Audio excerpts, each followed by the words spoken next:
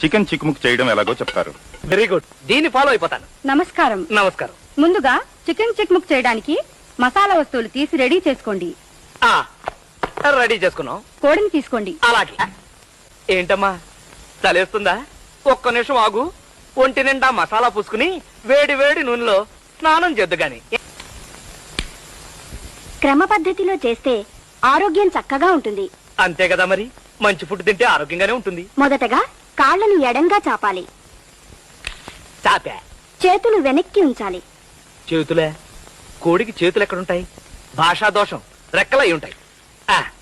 వెనక్కి పంచ. తలని మెల్లగా అటూ ఇటూ తిప్పండి.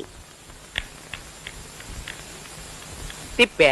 ఇప్పుడు కాళ్ళు దగ్గరగా పెట్టి ఊపిరి గట్టిగా పీల్చండి. చచ్చింది కదా, మన ఊపిరి అయి ఉంటుంది. మెల్లగా ఊపిరి వదలండి. ఇప్పుడు తల కిందకి పెట్టి కాళ్ళని పైకి లేపండి. తల కిందకి, కాళ్ళు పైకి లేపిన కాళ్ళని మెల్లగా అటూ ఇటూ ఊపండి. ముందుకి వెనక్కి, ముందుకి వెనక్కి. ఇప్పుడు మీ ముందు గుమగుమలాడే చికెన్ చిక్ముక్ రెడీగా ఉంది. చక్కగా ఇంటిల్లిపాది తినండి. పచ్చి కోడిని ఎలా తిందాం? మసాలా అద్దుకుని తినేయాలా?